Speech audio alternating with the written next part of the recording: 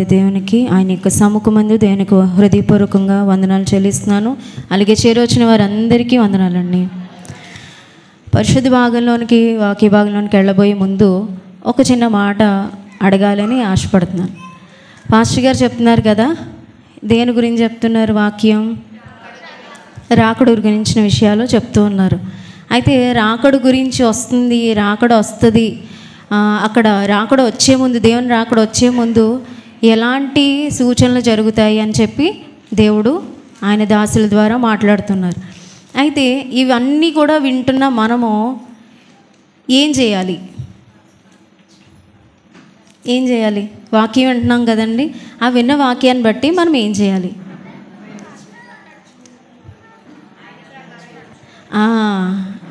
భయభక్తులు కలిగి ఉండాలి, ఇంకా వాక్య ప్రకారం నడుచుకోవాలి. అబ్బా, చాలా మంచి విషయాలు చెప్తున్నారు. అయితే సమర్పణ కుమారి గారు చెప్పారు, మంచి విషయం చెప్పారు. ముందు భయభక్తులు కలిగి ఉండాలి దేవుని ఎదుట.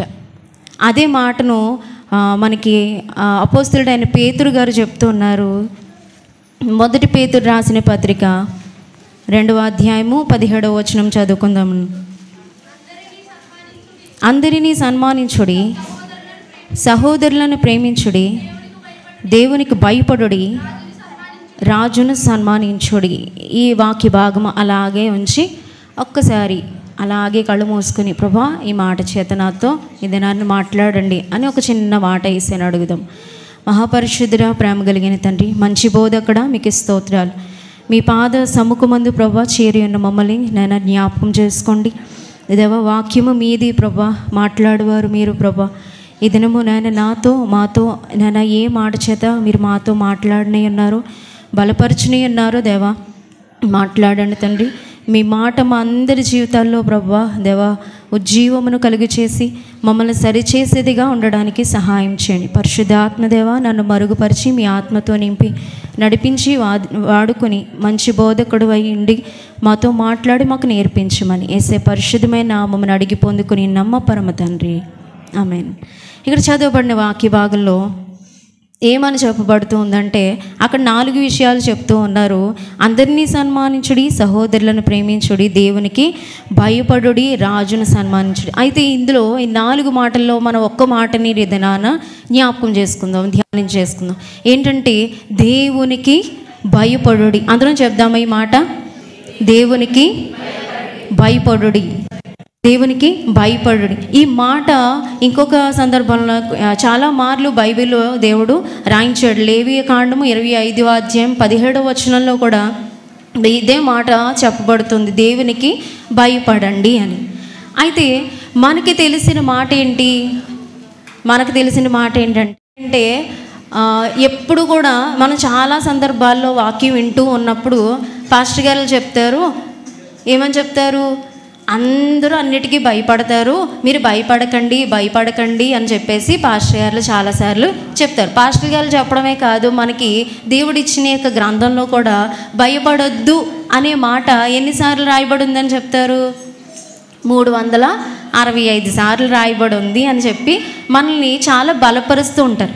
అయితే దేవుడు ప్రతిసారి కూడా భయపడొద్దు అని చెప్తూ ఉన్నప్పుడు, కానీ ఇక్కడ మనకి దేవుడు ఒక్క కండిషన్, ఒక హెచ్చరికను దేవుడు మనకు చెప్తున్నాడు. ఏంటనంటే దేవునికి భయపడుడి అని దేవుడు చెప్తున్నాడు. అయితే మనకి దేవుడు చెప్తున్నాడు భయపడొద్దు అని చెప్తూనే ఎవరికి భయపడకూడదు? మనం దేనికి భయపడతాము? ఎవరికి భయపడతామంటే మనుషులకి భయపడతాము. ఇంకా ఎవరికి భయపడతాం? కరెంట్కి భయపడతాం, ప్రతిదానికి భయపడతాం. చిన్న బల్లి వచ్చినా భయపడతాం, పిల్లి వచ్చినా భయపడతాం, కుక్క వచ్చినా భయపడతాం. ప్రతిదానికి భయమే. చీకటి అంటే భయం, దయ్యాలంటే భయం, ఏడుపు అంటే భయం, ఏదైనా భయమే. రోగం వస్తే భయం, అన్నిటికీ భయపడతాం. కానీ దేవుడు ఆ భయం గురించి చెప్పట్లేదు. కానీ అయితే ప్రతి విషయంలో కూడా ఏ విషయమైనా కానీ మీరు భయపడొద్దు అని చెప్తూ దేనికి భయపడమని చెప్తున్నాడంటే దేవునికి భయపడాలి అని దేవుడు చెప్తున్నాడు. అయితే ఈ భయాల్లో మళ్ళీ 2 రకాలు ఉన్నాయి. ఏ విషయంలో భయపడాలి అంటే, మనం చాలాసార్లు భయపడుతూ ఉంటాం. దేనికి భయపడతామంటే, ఏదైనా తప్పు చేస్తున్నప్పుడు భయపడతాం. భయం ఉంటుంది మన అందరిలో. కానీ ఆ భయం ఎప్పుడు చూపిస్తాం?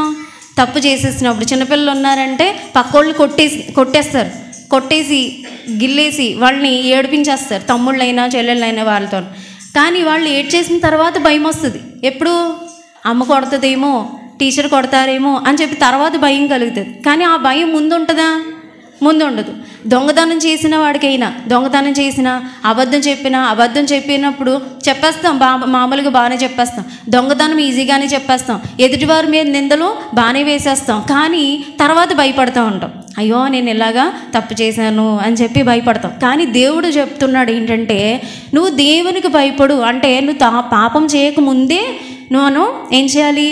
దేవునికి భయపడాలంట. మనము ఇతరుల మనుషులకి లేదా మనుషులు వేసే నిందలకి, ఆ కుక్కలకి, పిల్లలకి, చీకటికి ఇలా మనకి కలిగే ప్రతి వాటిలో వాటికి భయపడడం కాదు, కానీ సర్వశక్తుడైన సర్వోన్నతుడైన దేవునికి మనము ఏం చేయాలంట? భయపడాలంట. అదే మాట దేవుడు చెప్తూ ఉన్నాడు. మత్తయి సువార్త 10వ అధ్యాయం 28వ వచనంలో ఇలాగ రాయబడి ఉంది, మీరు దేహమును చంపువానికి భయపడకుడు కానీ ఆత్మను దేహమును నరకములో పడద్రోయగల శక్తి కలిగిన వానికి భయపడుండి అనే మాట అక్కడ మనము చూస్తున్నాం. ఒకసారి చదువుతారా తీసిన వాళ్ళు? దేహమునే చంపువారికి భయపడకుడు కానీ ఆత్మను దేహమును కూడా నరకములో నశింపచేయవానికి మీరు భయపడడి. ఇక్కడ దేవుడు ఒక చక్కని మాటను చెప్తున్నాడు. మన ఆత్మను దేహాన్ని, మనకి ప్రతిదానికి కదా భయపడుతూ ఉంటారు కదండి. ఏదైనా చిన్న జలుబు వచ్చిందంటే భయపడతాం, తలనొప్పి వచ్చిందంటే భయపడతాం, ఎక్కడికన్నా వెళ్ళాలంటే భయపడతాం. ఏమైపోద్దని? మన ప్రాణం ఏమన్నా అయిపోతుందేమో, అయ్యి బాబోయ్ నాకు బీపీ వచ్చేసింది ఏమన్నా అయిపోద్దేమో, బాబోయ్ నాకు షుగర్ వచ్చేసింది ఏమన్నా అయిపోతుందేమో, బాబోయ్ నాకు జ్వరం వచ్చేసింది ఏమన్నా అయిపోతుందేమో. కొంతమంది ఏమన్నా దద్దుర్లు వచ్చేసింటే బాబోయ్ ఏమన్నా అయిపోయిందేమో, చిన్న తేలు కుట్టింది ఏమో అయిపోతుందేమో, బాబోయ్ నా ప్రాణం పోతుందేమో. ప్రతి వారు ప్రాణం కోసం ఎంత భయపడుతూ ఉంటారు. మనల్ని బెదిరిస్తున్న వాళ్ళని చూసి భయపడుతూ ఉంటారు. అయ్యి బాబోయ్ వాడు నన్ను బెదిరించాడు, చంపేస్తాను అన్నాడు, దారిలో కాచి కొట్టేస్తాడేమో అని చెప్పి భయపడతాం. కానీ వాళ్ళ కోసం భయపడకూడదంట, మన ప్రాణం కోసం భయపడకూడదంట. కానీ మన ప్రాణాన్ని, మన ఆత్మను, నేను పోయినసారి చెప్పాను, మనమందరం కూడా ఒకానొక దినాన్ని ఎక్కడ నిలబడాలని? దేవుని పాదాల చెంత నిలబడాలి. ఆయన తీర్పు తీర్చడానికి ఆయన సింహాసనం మీద కూర్చుని ఉన్నప్పుడు మనం ఎక్కడ నిలబడాలి? ఆయన పాదముల చెంత నిలబడాలి. నిలబడినప్పుడు దేవుడు ఏం చేస్తాడు? మన యొక్క క్రియలను చూసి మంచి పనులు చేసినప్పుడు ఆయన మనకి జీవగ్రంథంలో పేరు రాయబడితే మంచి ఎక్కడ ఉంచుతాడు? పరలోకాన్ని స్వాధీనం చేసుకోండి అని ఇస్తాడు. ఒకవేళ మనం చెడ్డ పనులు కనుక చేసినట్లయితే మన ఎక్కడ తోసేస్తాడు? నరకానికి నరకంలోకి తోసేస్తాడు. అలాగా మన దేహాన్ని, ఆత్మను కూడా చంపే దేవునికి మనము భయపడాలంట. కానీ ఈ యొక్క సందర్భాలు, ఈ యొక్క ప్రజెంట్ ఉన్న కాలంలో వేటికి భయపడుతున్నాం? అన్నిటికీ భయపడుతుంది. చిన్న తుమ్మితే కరోనా టైంలో మరీ దారుణం. ఎవరన్నా తుమ్మిన, దగ్గిన, ఎవరైనా టచ్ చేసినా ఎంత భయపడిపోయేవాళ్ళమో కదా, ఏమన్నా వచ్చేస్తుందేమో, ఏమన్నా అయిపోతుందేమో. కానీ మనం ఎవరికి భయపడాలి? దేవునికి భయపడాలి. కానీ మనం చేయాల్సింది ఈ ఒక్క పనే, కానీ అదే చేయట్లేదు. దేవుడు ఏం చెప్తున్నాడో అది చేయట్లేదు, ఏది చెయ్యొద్దని చెప్తున్నాడో అది చేస్తున్నాం. దేవుడేమో భయపడొద్దు, మీరు నేనున్నాను నీకు తోడుగా అని దేవుడు మనల్ని ప్రతి దినము హెచ్చరిస్తున్నాడు. కానీ మనం ఏం చేస్తున్నాం? ప్రతి చిన్నదానికి భయపడుతున్నాం.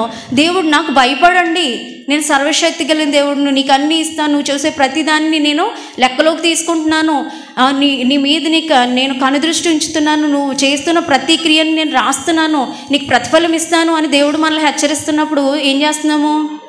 భయపడట్లేదు. మనుషులు చూస్తారని చాలా భయపడతాం. ఒక అధికారి ముందు మనం వర్క్ చేసామంటే, ఎక్కడన్నా ఏమైనా జాబ్లో కానీ, లేదంటే ఎవరైనా ఒక యజమాని దగ్గర, లేదా మనం ఇక్కడ పని చేసుకుంటూ ఉంటాం, రైతులు దగ్గర మనం పని చేస్తాం కదా. సో అక్కడ వాళ్ళ కింద మనం పని చేసినప్పుడు వాళ్ళకి ఎంత భయపడతాము? వంగి నమస్కారాలు పడతాం, దండాలండి, నమస్కారాలండి అని చెప్పి వంగి మరి నమస్కారాలు చేస్తాం. వాళ్ళు ఉన్నప్పుడు పని ఎంత శ్రద్ధగా చేస్తాం, వాళ్ళు ఏమన్నా ఆ మాట అంటారేమో అని చెప్పి చాలా భయపడుతూ ఉంటాం. కానీ మరి అంతకంటే మన కింద ఉన్న అధికారులకి, మన పైన ఉన్న యజమానులకి మనం అంత భయపడుతున్నప్పుడు, ఈ సమస్తాన్ని సృష్టించిన, ఈ సమస్తాన్ని ఏలుతున్న సర్వశక్తుడైన, రాజులకు రాజైన, ప్రభువులకు ప్రభు అయిన దేవునికి ఎందుకు మనం భయపడలేకపోతున్నాం? ఎందుకు భయపడలేకపోతుంది? భయపడితే ఎందుకు దేవుని మందిరానికి రాకుండా ఉంటాం? నిజంగా నువ్వు దేవునికి భయపడితే ఎందుకు పాపాలు చేస్తూ ఉంటాం? నిజంగా నువ్వు దేవునికి భయపడితే మందిరానికి ఫస్ట్ రావాలి కదా, ఎందుకు ఆలస్యంగా వస్తున్నావు? నిజంగా నువ్వు దేవునికి భయపడితే మందిరంలోకి వచ్చి నువ్వు దేవుని ఆరాధించాలి కదా, ఆరాధించకుండా ఎందుకు కాముగా కూర్చుంటున్నావు? నీకు దేవుడు అంటే భయం లేదు. దేవుడు అంటే తెలుసు, కానీ వస్తున్నావు, చర్చిలోకి వస్తున్నావు, కానీ ఎప్పుడు వస్తున్నావు? అన్నీ అయిపోయిన తర్వాత. నీకు దేవుడు అంటే భయం ఉందా? దేవుడు అంటే భయం, దేవుడు అంటే ఎవరో తెలుసు, కానీ పాపాలు చేయకుండా ఉండడం మానేస్తున్నావా? మందు తాగకుండా ఉండడం మానేస్తున్నామా? అక్కడికి ఇక్కడికి తిరగకుండా ఉండడం మానేస్తున్నామా? నిజంగా దేవుని యందు భయభక్తులు కలిగి ఉంటే దేవునికి మొదటి స్థానం మనము ఇస్తాం. ఫస్ట్ ప్రిఫరెన్స్ దేవునికి ఇస్తాం. దేవుని కంటే ఏది ముఖ్యమైనది కాదు అని చెప్పి మన జీవితంలో ఎంచుకుంటాం. ఇంకొక మాట దేవుడు చెప్తూ ఉన్నాడు, యెహోవా యందు భయభక్తులు కలిగి ఉండుటంట చెడుతనమును అసహించుకున్నట్టే. నిజంగా నువ్వు దేవుని మీద భయం ఉంటే, దేవుడు అంట భయం ఉంటే ఏం చేస్తామంట? చెడుతనాన్ని అసహించుకుంటామంట. అదే మాట ఒకసారి చదువుదాం. సామెతల గ్రంథం 8వ అధ్యాయం 13వ వచనం. సామెతల గ్రంథం 8వ అధ్యాయము 13వ వచనం. యెహోవా యందు భయభక్తులు కలిగి ఉండుట చెడుతనమును అసహించుకున్నట్టయే. చాలండి. అయితే ఇక్కడ ఏంటి? నిజంగా దేవుని యందు భయభక్తులు కలిగిన వాళ్ళు, నిజంగా దేవుడు అంటే భయం ఉన్నవాళ్ళు ఏం చేస్తారంట? చెడుతనాన్ని అసహించుకుంటారు. అంటే నీకు చెడ్డగా అనిపించింది, దేవునికి ఇష్టం లేని కార్యాలు ఏది కూడా మన జీవితంలో వాళ్ళు చేయరు. కానీ మనం చేసి ఉదయం లేచిన దగ్గర నుంచి రాత్రి పడుకునే వరకు మనం చేసినవన్నీ ఏంటి? అన్నీ దేవునికి బాధ కలిగించినవే, అన్నీ దేవునికి దుఃఖాన్ని కలిగించేసినవే. దేవుడు ప్రార్థించమని చెప్తున్నాడు, ప్రార్థన చేస్తున్నావా? బైబిల్ చదవమని చెప్తున్నాడు, బైబిల్ చదువుతున్నావా? దేవుని స్తుతించమని చెప్తున్నాడు, దేవుని స్తుతిస్తున్నావా? దేవుని యొక్క క్రియలను ధ్యానం చేసుకో, మర్చిపోవద్దు అని చెప్తున్నాడు, మర్చిపోకుండా ఉంటున్నావా?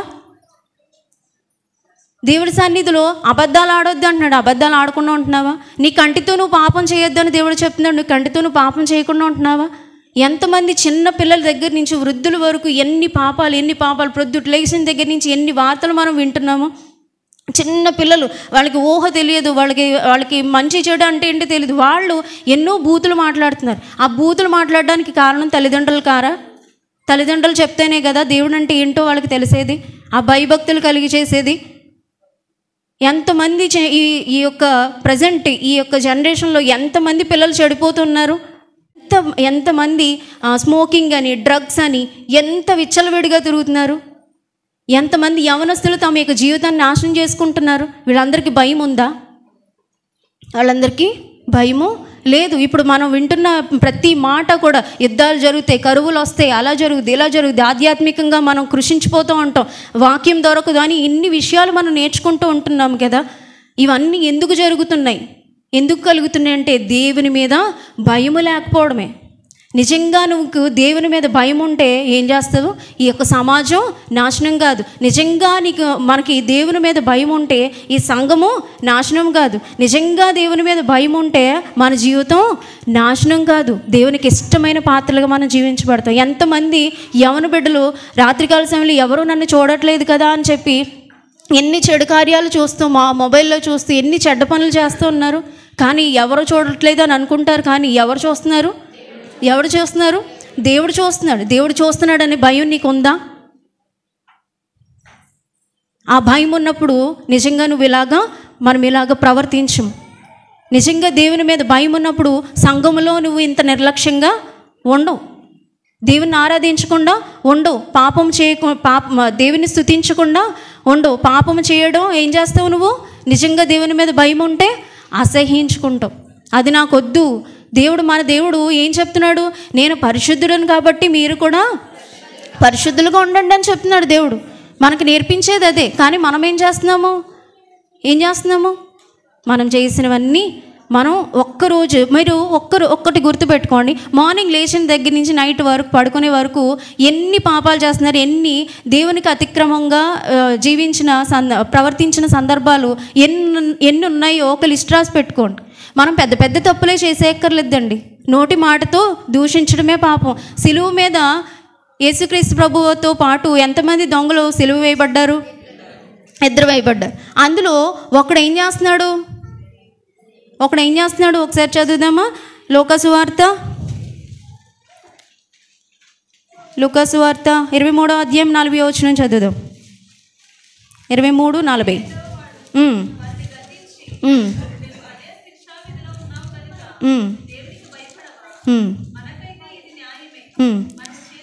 ఒకసారి 39 నుంచి చదువుతున్నాను తల్లి. 39.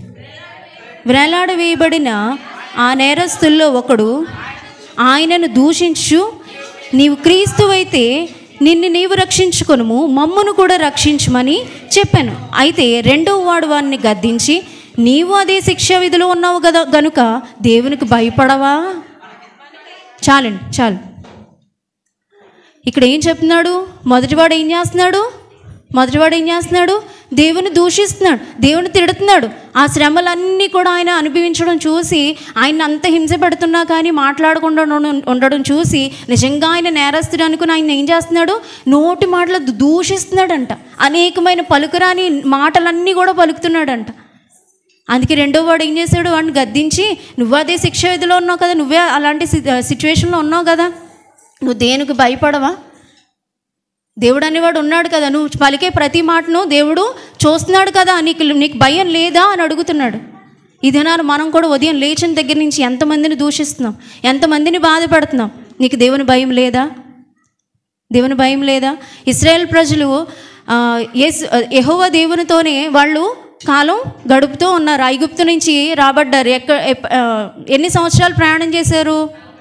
40 సంవత్సరాలు. 40 సంవత్సరాలు ప్రయాణం చేస్తూ వీళ్ళు ఎన్ని అద్భుతాలు చూశారు? చాలా చూశారు. అక్కడ ఐగుప్తులో ఎన్ని అద్భుతాలు చూశారు? 10 అద్భుతాలు చూశారు. 10 అద్భుతాలు చూసి వాళ్ళు రాగానే ఒక పెద్ద అద్భుతం, నిజంగా ఎవ్వరు కూడా దాన్ని ఊహించలేరు అనమాట. ఎర్ర సముద్రం, ఒక పెద్ద మహాసముద్రం వాళ్ళకి అడ్డుగా ఉన్నప్పుడు దేవుడు ఏం చేశాడు? ఒక్కసారిగా ఆయన గద్దించగానే మోషే తన కర్రను చాపమని దేవుడు ఆజ్ఞాపించగానే, దేవుడు చెప్పగానే దేవుడు చెప్పినట్టు చేయగానే ఏమైంది? ఎర్ర సముద్రం 6 నెలలుగా 2 పాయలుగా విడిపోయింది. దేవుడు అద్భుతాన్ని చేయలేదా? చేశాడు. ఆ ఫరో సైన్యాన్ని మళ్ళీ వాళ్ళు చూసారా? చూడలేదు. కానీ ఇలా పరలోకం నుండి మన్నా దిగి రావడం, వాళ్ళకి వాటర్ కావాలంటే బండ నుంచి వాటర్ ఇవ్వడం, వాళ్ళకి తేనె కావాలంటే తేనె రప్పించడం, వాళ్ళకి నూనెను కావాల్సినప్పుడు నూనె ఇవ్వడం, వాళ్ళకి పాదాలకు చెప్పులు అరిగిపోవడం, ఇన్ని అద్భుతాలు వాళ్ళు చూస్తున్నప్పుడు కూడా దేవుడు వాళ్ళ మధ్యలోనే ఎలా ఉన్నారు? పగల మేఘస్తంభంలో, రాత్రి అగ్నిస్తంభంలో వారు ప్రత్యక్షమే, వారు కనబడుతున్నాడు. ఒకసారి సంఖ్యాకాండంలో ఈ విషయాలు మనం చూసినప్పుడు రియల్గా మనం దాన్ని ఒక్కసారి ధ్యానం చేసినప్పుడు నిజంగా అది మన కళ్ళకు కట్టినట్లు మనం అనుభవించినప్పుడు మాత్రమే అందులో ఉన్న సారం మనకు అర్థమవుతుంది. ఒకసారి సంఖ్యాకాండము 14వ అధ్యాయం తీద్దాం. సంఖ్యాకాండము 14వ అధ్యాయము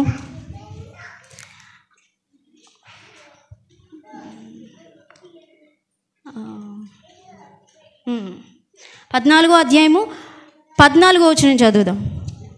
యెహోవాను నీవు ఈ ప్రజల మధ్యనున్నావనియు, యెహోవాను నీవు ముఖాముఖిగా కనబడిన వాడవనియు, నీ మేఘము వారి మీద నిలుచుచున్నదనియు, నీవు పగలు మేఘస్తంభంలోను రాత్రి అగ్నిస్తంభంలోను వారి ముందర నడుచుచున్నావనియు వారు వినియున్నారు కదా. చాలు, అక్కడికి ఆపుదాం. నిజంగా దేవుడు వాళ్ళు చూస్తున్నారా లేదా?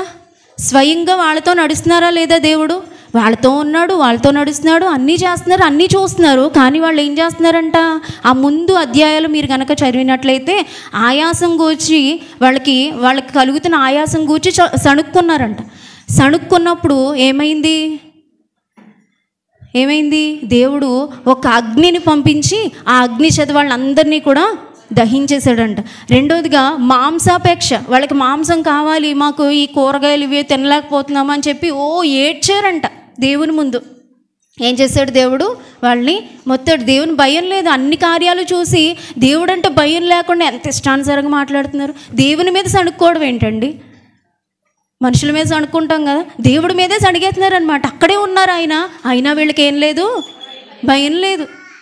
భయం లేదు. ఇంకా కనాను కోసం చెడ్డ సమాచారం చెప్పినప్పుడు వీళ్ళందరూ ఏం చేశారంట? బోర్ని ఏడ్చారంట. నేను విన్నాం కదా, పాస్టర్ గారు చెప్పారు కదా, 12 మందిని పంపిస్తే అందులో ఎంతమంది చెడ్డ సమాచారం చెప్పారు? 10 మంది అయ్యి బాబోయ్ అక్కడికి వెళ్ళలేము, దేవుడు అది మనకి ఇవ్వడు అంటే ఇవ్వడు అని చెప్పి చాలా చెడ్డగా చెప్పినప్పుడు ఆ విషయాన్ని చూసి, అంటే వీళ్ళు దేన్ని చూసి ఏడ్చారు? ఆ మనుషుల బలాన్ని చూసి ఏడ్చారు. ఆ మనుషుల యొక్క బలాన్ని చూసి భయపడ్డారు. కానీ సర్వోన్నతుడైన సర్వశక్తుడైన అక్కడ దేవుడు, దేవాతి దేవుడు వాళ్ళతో ఉండి వాళ్ళ పక్షాన్నుండి నడిపిస్తున్న దేవుణ్ణి అక్కడే పెట్టుకుని వాళ్ళు కన్నులారా చూచి ఏం చేయలేకపోయారు? భయపడలేకపోయారు, నమ్మలేకపోయారు. దానికి ప్రతిఫలం ఏమిచ్చాడు దేవుడు? ఏమిచ్చాడు? ఒక్కరైనా కనానికి వెళ్ళారా? ఎవరు వెళ్ళలేదు. ఎవరు వెళ్ళారు? దేవునికి భయపడి దేవుని కార్యాలను చూసి దేవుణ్ణి నమ్మి విశ్వసించి ఎవరైతే ఉన్నారో యెహోషువ, కాలేబులు మాత్రమే కానాను వెళ్ళారు. ఇంకొకటి, రాహబ్ అనే వేశ్య ఆ యొక్క పంపబడిన దూతలతో చెప్తుందనమాట, మీ మధ్య దేవుడు జరిగించిన ఆశ్చర్య కార్యాలు చూసి మాకేం కలుగుతుందంట? భయం కలిగిందంట. ఈ రెఫరెన్స్లన్నీ మళ్ళీ చదివించడానికి సమయం లేదు కాబట్టి వీలైతే యెహోషువ గ్రంథం 2వ అధ్యాయంలో ఆ మ్యాటర్ ఉంటుంది, చదవండి. అయితే రాహబ్ అనే వేశ్య ఏం చెప్తుంది? దేవుడు మీ మధ్య జరిగించిన ఆశ్చర్య కార్యాలను మేము విన్నప్పుడు, వాళ్ళు చూసిందా? ఆవిడ చూడలేదు, ఎక్కడి నుంచో అక్కడ జరుగుతూ వస్తుంది, ఈవిడ విని ఏం చేసింది? దేవునికి భయపడింది. నీ దేవుడు, నిజంగా మీ దేవుడు మా పట్టణాన్ని మీకు ఇస్తాడు, అప్పుడు మమ్మల్ని జ్ఞాపకం చేసుకోండి అని విశ్వాసం ఉంచింది. దేవునికి భయపడింది కాబట్టి ఎక్కడుంది ఆవిడ? యేసుక్రీస్తు వంశావళిలో ఆవిడ పేరు రాయబడింది. హల్లెలూయా. దేవునికి ఎవరైతే భయపడతారో, దేవుని యందు ఎవరైతే విశ్వాసం ఉంచుతారో వాళ్ళ జీవితాలను దేవుడు చాలా అద్భుత రీతిగా మారుస్తాడు. ఇంకా దేవునికి భయపడిన వాళ్ళ గురించి కొంతమందిని మాత్రం నేను ఇదేనా మీకు జ్ఞాపకం చేస్తాను. మొట్టమొదటిగా బైబిల్ ఓపెన్ చేయకుండా చెప్పండి ఒక క్వశ్చన్. మోషే కాలంలో, మోషే ఇంకా పుట్టకముందు మంత్రసానులు ఏం చేశారు? మంత్రసానులు ఏం చేశారు? మగపిల్లల్ని రాజు ఏం చేశాడు? మగపిల్లలందరినీ చంపేయండి అని చెప్పి ఆజ్ఞ ఇచ్చాడు కదా. ఇది మనకు ఎంత బాగా తెలుసు. ఎవరైనా మంత్రసానుల పేర్లు చెప్పగలరా?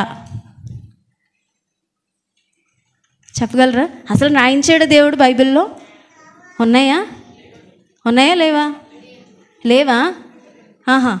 అయితే తీయండి. అయితే నిర్గమకాండం 1వ అధ్యాయము 17వ వచనంలో షిప్రా, పూయా అనే 2 మంత్రసానులు మనకి కనిపిస్తారు. నిర్గమకాండము 1వ అధ్యాయము 17వ వచనం. ఒకసారి 15వ వచనంలో వాళ్ళ మంత్రసానుల పేర్లు ఉన్నాయి. మరియు ఐగుప్తు రాజు షిఫ్రా, పూయా అను హెబ్రియుల మంత్రసానులతో మాట్లాడి, ఆ మంత్రసానుల పేర్లేంటి? దొరికిందా? మంత్రసానుల పేర్లేంటి? షిఫ్రా, పూయా. ఇప్పుడు 17వ వచనం చదువుదాం. అయితే ఆ మంత్రసానులు దేవునికి భయపడి ఐగుప్తు రాజు తనకు ఆజ్ఞాపించినట్లు చేయక మగపిల్లలను బ్రతుకునియ్యగా. ఆపండి. మగపిల్లల్ని ఏం చేశారు? బ్రతికినిచ్చారు. అంటే రాజు ఏం చెప్పాడు? చంపేయండి అని చెప్పాడు. కానీ వీళ్ళు ఎవరి మాట విన్నారు? ఫరో మాట వినలేదు, రాజుగారి మాట వినలేదు. ఎందుకు వినలేదు అంటే అక్కడే రాయబడింది, వాళ్ళు దేవునికి భయపడ్డారంట. ఈ మనుషుడు, ఈ ఫరో రాజు మమ్మల్ని చంపేని, కానీ మేము చేసిన పని దేవునికి ఇష్టమైనది కాదు. పిల్లల్ని చంపేయడం ఏంటండి? పిల్లల్ని చంపేసుకుంటారు ఎవరైనా? ఈ నరహత్య మేము చేయము. అందులోని వీళ్ళు దేవుని పిల్లలు, దేవుని యాజకులు, దేవుని యొక్క సంతానము అని చెప్పి వాళ్ళు దేవునికి భయపడ్డారంట. దేవునికి భయపడడం వల్ల దేవుడు వాళ్ళ జీవితంలో ఏం చేశాడు? ఒకసారి చదవండి. 19వ అధ్యాయము లాస్ట్ చివరి లైన్. దేవుడు 19వ వచనం అండి, చివరి మాట. దేవుడు ఆ మంత్రసానులకు మేలు చేసెను. కనిపించిందా? 1వ అధ్యాయంలోనే 19వ వచనం చివరి లైన్. దేవుడు ఆ మంత్రసానులకు ఏం చేశాడంట? మేలు చేసెను. ఆ జనము విస్తరించి మిక్కిలి ప్రబలెను. 21 లాస్ట్. ఆ మంత్రసానులు దేవునికి భయపడినందున ఆయన వారికి వంశాభివృద్ధి కలుగ చేసెను. హల్లెలూయా, హల్లెలూయా. చూసారా? దేవునికి భయపడిన వాళ్ళకి దేవుడు ఏం చేస్తారు? మేలు చేస్తారు. దేవునికి భయపడ్డారు ఎవరు? యెహోషువ, కాలేబులు దేవునికి భయపడి దేవుడు చేస్తాడని నమ్మిక ఉంచి మంచి కార్యాన్ని, మంచి సమాచారాన్ని ఇచ్చినప్పుడు దేవుడు వాళ్ళని ఎక్కడికి ప్రవేశపెట్టాడు? కానాను దేశంలోనికి ప్రవేశపెట్టాడు. ఇక్కడ దేవునికి భయపడి నరహత్య చేయకుండా, పాపము చేయకుండా, మంచి కార్యము చేసిన ఈ మంత్రసానులకు దేవుడు ఏం చేశాడంట? మేలు చేశాడంట. మేలు చేసి వాళ్ళకి వంశాభివృద్ధి కలిగజేశాడంట. వంశాభివృద్ధి కలిగజేయడం ఏంటి అంటే, నాకు తెలిసి వంశానికి వారసుడు అబ్బాయి అని అంటారు కదా, అంటే నాకు తెలిసి ఇక్కడ మంత్రసానులకి ఎప్పుడు ఇంకా ఆడవాళ్లే పుడతారని అనుకుంటున్నాను నేను. కానీ ఇక్కడ పర్టికులర్గా వంశాభివృద్ధి కలిగజేశాడంటే, అంటే వాళ్ళకి ఎప్పుడూ కలగలేనంత విధంగా ఆ కుమారుల్ని చంపకుండా ఉన్నందుకు వీళ్ళకి దేవుడు ఏమిచ్చాడు? మంచి కుమారుల్ని బహుమానంగా దేవుడు వాళ్ళకి అనుగ్రహించాడంట. హల్లెలూయా, హల్లెలూయా. నిజంగా మన దేవుడు ఎంత గొప్పవాడు. నువ్వు దేవునికి భయపడుతున్నావా? ఈ చిన్న కార్యమే వాళ్ళు, కానీ ఆ పని చేస్తే వాళ్ళు ఏమవుతారు? చేయకుండా ఉంటే ఏమవుతారు? చంపేయబడతారు. కానీ వాళ్ళ ప్రాణాలని లెక్క చేయలేదు. ఎవరికి భయపడ్డారు? నా ప్రాణం పోతే పోని, కానీ దేవునికి విరోధంగా నేను ఏ పాపము చెయ్యను అని వాళ్ళు అనుకున్నారు. కాబట్టి దేవుడు వాళ్ళ యొక్క పేర్లు జీవగ్రంథంలో ఉంచాడు. వాళ్ళకి దేవుడు మంచి మేలు చేశాడంట. ఇంకా దేవునికి భయపడిన వాళ్ళు ఎవరు అంటే క్లుప్తంగా చెప్తాను. అబ్రహాము గారు దేవునికి భయపడ్డారు. 22వ అధ్యాయము ఆదికాండము మనకి అక్కడ కనిపిస్తుంది. ఏంటనంటే దేవుడు అబ్రహాముకి చెప్తాడు, నీ ప్రియమైన కుమారుణ్ణి నాకు బలిగా ఇచ్చే అని అన్నప్పుడు ఏం చేస్తాడు అబ్రహాము? ఏం చేస్తాడు? మనకు తెలిసిందే కదా, ఇచ్చేస్తాడు. తనకి ప్రేమించిన ఒక్కగానొక్క కుమారుని వెనుతీయక దేవునికి ఇస్తాడు. కాబట్టి అక్కడ దేవుడు ఒక చక్కని మాట చెప్తాడు. ఎవరైనా తీసారా? ఆదికాండము 22వ అధ్యాయము. ఇందును బట్టి నీవు దేవునికి భయపడువాడవని నాకు 12వ వచనం. అప్పుడు ఆయన, ఆ చిన్నవారి మీద చెయ్యి వేయకము, అతన్నేమీ చేయకము, నీకు ఒక్కడై ఉన్న నీ కుమారుని నాకు వెనుతీయలేదు గనుక నీవు దేవునికి భయపడువాడవని ఇందువలన నాకు కనబడుచున్నది. చాలు. ఇక్కడ అబ్రహాము ఎవరికి భయపడేవాడుగా ఉన్నాడు? అసలు అబ్రహాం దేవునికి భయపడాలా? అబ్రహాం ఎవరు? దేవునికి అబ్రహాంకి మధ్య ఉన్న రిలేషన్ ఏంటి తెలీదా? ఎవరంటే వాళ్ళిద్దరు ఫ్రెండ్స్ అండి. చాలా బెస్ట్ ఫ్రెండ్స్ అనమాట, క్లోజ్ ఫ్రెండ్స్. అబ్రహాంని దేవుడు ఎలా చేసుకున్నాడంట? మంచి స్నేహితుడిగా చేసుకున్నాడంట, బెస్ట్ ఫ్రెండ్ అంట. ఇప్పుడు ఫ్రెండ్స్ అయినప్పుడు ఏం చేయాలి? అన్నీ కలిసి మాట్లాడుకుంటున్నారు, కలిసి చేస్తున్నారు, ఇది చెయ్యంటే అది చేస్తున్నారు. ఏదన్నా ఉన్నప్పుడు అన్నీ బాగానే షేర్ చేసుకుంటున్నారు. మరి ఇలాంటి సిచ్యువేషన్లో ఒక క్లిష్టమైన సందర్భం వచ్చినప్పుడు నీ ఫ్రెండే నీ దగ్గర డబ్బులు లేకపోయినా 1,00,000 రూపాయలు అప్పివ్వండి అని చెప్పేసి అడిగింది. ఇస్తారా? ఇవ్వరా? నీ దగ్గర లేవు, నువ్వే చాలా క్రిటికల్ పొజిషన్లో ఉన్నావు, ఇస్తావే? ఇవ్వవు కదా. నా దగ్గర లేవే, నిజంగా నా దగ్గర లేవురా అని చెప్పి ఏం చేస్తావు? అస్సలు ఏమనుకోకు అని అనుకోండి. నిజంగా నీ దగ్గర ఉన్నా కానీ అది నీకేదో అవసరం కోసం ఉంచుకున్నావు, అడిగాడు అయినా కానీ ఏం చెయ్యం? ఇవ్వం. ఏమనుకుంటాం? పైగా ఆమె నా ఫ్రెండే కదా, ఆడు ఏమనుకోవట్లే, అంతేం ఫీల్ అవ్వలే, నా సంగతి అడిగి తెలుసులే అని చెప్పి అనుకుంటాం కదా. ఇదే భావన ఉంటుంది. కానీ నిజంగా దేవుడు అబ్రహాంని స్నేహితునిగా చేసుకున్నప్పటికీ అబ్రహాము దేవునికి ఇవ్వాల్సిన స్థానాన్ని మాత్రం అతను మర్చిపోలేదు. మనం కూడా ఏం చేస్తామంటే కొన్ని సందర్భాల్లో పాస్టర్ గారు వీళ్ళందరూ మన క్లోజే కదా, మన రిలేటివ్స్, మనం అందరం ఒక ఫ్యామిలీ అన్నట్టు చాలా జోవియల్గా మాట్లాడుతూ ఉంటారు. మాట్లాడుతూ ఉన్నప్పుడు ఆయన అలా మాట్లాడడం ఆయన మంచితనం. అయితే మనం ఏం చేస్తాం? పర్లేదు మాట్లాడేశారు కదా, పర్లేదు, ఎంత బాగా మనల్ని ఒక ఫ్యామిలీ మెంబర్లా కలిసిపోయారని చెప్పి ఏం చేస్తాం? ఆయన్ని రెస్పెక్ట్ ఇవ్వం.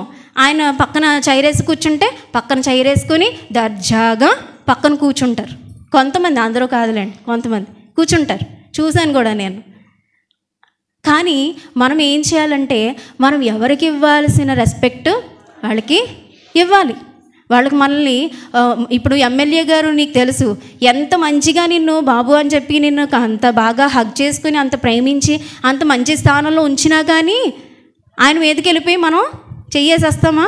వెయ్యం కదా, ఏం కదా, మనం ఉండాల్సిన స్థానంలో ఉంటాం కదా. అలాగే మనం అబ్రహాము దేవుని ఎదుట అలానే ప్రవర్తించాడు. ఎంత స్నేహితునిగా భావించినా కానీ దేవుడు ఇవ్వమన్నప్పుడు ఏం చేశాడు? దేవునికి భయపడ్డాడు. దేవునికి భయపడి నేను దేవుడు చెప్పిన మాట చెయ్యాలి అని అనుకున్నాడు. కాబట్టి ఏం చేశాడు? తనకిష్టమైన కుమారుని వెనుతీయలేదు. కానీ మనం ఎన్ని కార్యాలు చేసినా, ఎన్ని అదపాలు చేసినా కానీ దేవుడు ఏం చేస్తున్నాడు? ఆయన కృపను, ఆయన కనికరాన్ని, ఆయన దీర్ఘశాంతాన్ని చాలా మన మీద చాలా బాగా చూపిస్తున్నాడు. నేను ఏ తప్పు చేయకపోయినా, ఇన్ని తప్పులు చేసినా కానీ దేవుని స్తుతించకపోయినా దేవుడు నన్ను ఈ దినమంతా కాపాడాడు అని ఏం చేస్తాం? మనం ఏం చేస్తాం? ప్రార్థించకపోయినా పర్లేదు, నాకు ఏం అపాయం కలగలేదు కదా, దేవుడు నా పైన కృప చూపించేశాడు కదా, దేవుడు నా పైన ప్రేమ కలిగి ఉన్నాడు కదా అని చెప్పి ప్రార్థన ఎగ్గొట్టేస్తాం, వాక్యం ఎగ్గొట్టేస్తాం, చర్చ్ మానేస్తాం, అన్నీ కూడా దేవుణ్ణి విడిచిపెట్టేస్తాం. అలా దేవునికి దూరం అయిపోతాం. కానీ గుర్తుపెట్టుకోండి, దేవునికి మనము భయపడాలి. దేవుడు మనల్ని ఎంత ప్రేమించినా, దేవుని యొక్క కనికరం మన పైన ఎంత ఉన్నా ఏదో ఒక రోజు దేవుడు చూస్తాడు, వెళ్ళిపోతున్నాడు నా కుమారుడు అని అనుకుంటాడు. అనుకుని ఒక్కసారిగా మళ్ళీ నిన్ను వెనక రప్పించడానికి ఒక్క మొట్టికాయ గట్టిగిస్తాడు. అది మనము తట్టుకోలేం. జాగ్రత్త. అందుకే దేవుడు చెప్తున్నాడు, ఏం చెప్తున్నాడు? దేవునికి భయపడండి, నాకు భయపడండి అని దేవుడు చెప్తున్నాడు. నువ్వు భయపడుతున్నావా? దేవునికి భయపడట్లేదు కదా. కానీ ఏదో ఒక రోజు ఉగ్రత మన మీదకి రాబోతుంది. జాగ్రత్త. మనం చేసిన తప్పులు ఏమీ చేయట్లేదు కదా, మనం చాలా హ్యాపీగా ఉన్నాం కదా అని అనుకోవచ్చు. కానీ మనం ఎక్కడున్నామంట? భక్తిహీనులంట 73వ కీర్తనలో అక్కడ రాయబడుతుంది. భక్తిహీనులంటే ఎక్కడున్నారంట? నిశ్చయముగా వారు కాలు జారు ప్రదేశంలో ఉన్నారంట. హయ్యెస్ట్ ప్లేస్లోకి వెళ్ళిపోతున్నాం కదా, ఎత్తైన ప్రదేశంలో ఉన్నాము, మనం మంచి పొజిషన్లో ఉన్నాము అని అనుకోవచ్చు. కానీ దేవునికి భయపడకుండా నీ ఇష్టానుసారంగా నువ్వు బ్రతికినట్లయితే నువ్వు ఎక్కడున్నావు? దేవుడు ఎక్కిస్తాడు, తీసుకెళ్ళి ఎక్కడ నిల్చోబెట్టాడు? ఎత్తైన శిఖరం పైన నిల్చోబెడతాడు. ఒక్కసారిగా నీ కాలు జారింది అనుకో, ఎక్కడికి వెళ్తావు? నీకు అస్సలు నువ్వు ఊహకు కూడా ఊహించని అగాధంలోకి వెళ్తావు అనమాట. కానీ అలాంటి స్థితులు మనకి రాకముందే మనం ఏం చేయాలి? దేవునికి భయపడి దేవుని పాదాలని మనం పట్టుకోవాలి. దేవుని యొక్క సేవకుని ద్వారా మాట్లాడుతున్న సందర్భం కూడా ఇదే. దేవుడు చెప్తున్నాడు నినివే ప్రజలకి, సొదొమ గొమొర్రా పట్టణానికి దేవుడు చూశాడు. ఏమైంది? వాళ్ళు ఎలా ఉన్నారు? దేవునికి విరోధంగా, వ్యతిరేకంగా వాళ్ళు జీవిస్తూ ఉన్నారు. కానీ దేవుడు ఏం చేశాడు? ఒక్కసారిగా ఏం చేశాడు? అగ్నిగంధకాలను కురిపించి, దేవుని యొక్క ఉగ్రతను కురిపించి పట్టణాలన్నిటినీ కూడా నాశనం చేశాడు. అందులో దేవునికి భయపడిన లోతు ఒక్కడు మాత్రమే రక్షించబడ్డాడు. ఇదే మన మీదకి కూడా ఉగ్రత రాదని అనుకుంటున్నారా? జలప్రళయంలో నోవహు కాలంలో ప్రజలందరూ ఎలా ఉన్నారంట? తింటూ తాగుతూ పెళ్ళిళ్ళు చేసుకుంటూ పెళ్ళికి ఇవ్వబడుతూ వాళ్ళ ఇష్టానుసారంగా ప్రవర్తిస్తున్నారంట. మనం కూడా అలాగే ఉన్నాం కదా. చర్చ్ మానేసి ఎక్కడికి వెళ్ళావమ్మా అంటే, ఫంక్షన్కి వెళ్ళానండి, పెళ్ళికి వెళ్ళానండి, అక్కడికి వెళ్ళానండి, ఎక్కడికి వెళ్ళానండి, ఇవే చెప్తున్నాం. కానీ దేవుని సన్నిధి ఇంపార్టెంట్, ప్రాముఖ్యమైనది. దేవునికి నువ్వు స్నానం ఇవ్వకపోతే ఏమవుతావు? ఆ జలప్రళయంలో ఒక్కడైనా మిగలలేదు. ఎవరు మాత్రం మిగిలారు? దేవునికి భయపడిన, నమ్మకమైన, నిందారహితుడిగా ఉన్న, పరిశుద్ధంగా జీవించిన నోవహు కుటుంబం మాత్రమే ఆ యొక్క జలప్రళయంలో రక్షించబడింది, దేవుని యొక్క ఉగ్రత నుంచి తప్పించబడింది. మరి ఈ దినాన ఈ వాక్యం వింటున్న నువ్వు ఎలా ఉన్నావు?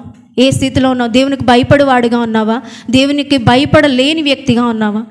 చిన్న సీసీ ఫుటేజ్ ఎడితేనే మనం వర్క్ చేసిన ప్లేస్లో ఎంత భయపడతాం? అయ్యి బాబాయ్ సార్ చూస్తారేమో, బాబాయ్ మేడం చూస్తారేమో, లేదా ఏమన్నా ఆఫీసర్ చూస్తారేమో అని చెప్పి ఎంత భయపడతాం? వర్క్ చేయకపోయినా కానీ చేస్తున్నట్టు నటించేస్తాం. మరి దేవాతి దేవుడు ప్రతి దానికి క్షుణ్ణంగా చూస్తున్నాడు. నీ హృదయంలో అంతరింద్రియాలన్నిటి కూడా ఆయనకి తెలుసు. మన హృదయంలోని అంతరింద్రియాలన్నీ కూడా ఆయనకి క్లియర్గా కనబడుతున్నాయంట. మనం ఏమన్నా స్కానింగ్ తీసుకున్నాం అనుకోండి, లోపల అన్నీ కనబడతాయా? ఎక్స్రే కానీ స్కానింగ్ కానీ తీస్తే అన్ని లోపల ఏమన్నుందో కనబడుతుందా? అంటే లోపల ఇంటర్నల్ పార్ట్స్ కనిపిస్తాయి, కాకపోతే హృదయంలో ఏముందో కనిపిస్తుందా? కనిపించదు కదా. కానీ మన హృదయాన్ని కూడా స్కాన్ చేసేవాడు దేవుడు అనమాట. అన్నీ కూడా ఎక్కడ నుంచి పుడుతున్నాయి? చెడు ఆలోచనలు కానీ, చెడ్డ పనులు కానీ, మనం మాట్లాడే ప్రతి మాట కానీ, మనం చేసే ప్రతి క్రియ కానీ ఎక్కడి నుంచి వస్తుంది? హృదయంలోంచే వస్తుంది. హృదయంలోంచి వచ్చి మనకి పాపాన్ని కలుగు చేస్తుంది.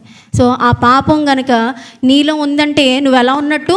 దేవునికి భయపడలేని వ్యక్తిగా ఉన్నావు. ఈ దినాన నువ్వు దేవునికి భయపడి నువ్వు దేవునికి ఇష్టడుగా నువ్వు జీవించినట్లయితే, ఇష్టమైన వ్యక్తిగా నువ్వు జీవించినట్లయితే ఎక్కడి నుంచి తప్పించబడతావు? ఉగ్రత నుంచి దేవుడు మనల్ని తప్పిస్తాడు. ఇంకా అబ్రహామే కాదు, ఆ షెఫ్రాబుయే కాదు, ఆ యోసేపు దేవుని యందు చాలా భయభక్తులు కలిగి ఉన్నాడు. కాబట్టి పాపం చేయకుండా అతను దేవునికి భయపడి తన యొక్క పరిశుద్ధతను కాపాడుకున్నాడు. దానియేలు, షడ్రక్, మేషక్, అబేద్నెగో అనేవారు వీళ్ళందరూ కూడా దేవునికి భయపడిన వాళ్ళు. కాబట్టి ఈ దినాన జీవ గ్రంథంలో సజీవులుగా ఉన్నారు. మనం కూడా దేవునికి భయపడి జీవించినప్పుడు, దేవుడు మనల్ని చూస్తున్నాడనే ప్రతి క్రియను కూడా దేవునికి ఇష్టమైనదిగా మనం చేసినప్పుడు దేవుడు మనల్ని కూడా ఎక్కడ ఉంచుతాడు? జీవ గ్రంథంలో మన పేర్లు రాసి ఎక్కడి నుంచి తప్పిస్తాడు? ఆ నరకంలో మన ప్రాణము, మన ఆత్మ అక్కడికి వెళ్ళిపోకుండా దేవుడు మనల్ని తప్పించగలగడానికి సమర్థుడు. కాబట్టి ఇప్పటి నుంచి మనం ఏం చేయాలి? ఉగ్రత రాబోతుందని భయపడడం కాదు, ఉగ్రతను పంపించేవాడు దేవుడు అని చెప్పి దేవునికి మనం భయపడాలి. చిన్న మాటలు మనం వెనుకట్లో దీవించి ఆశీర్వదించును గాక.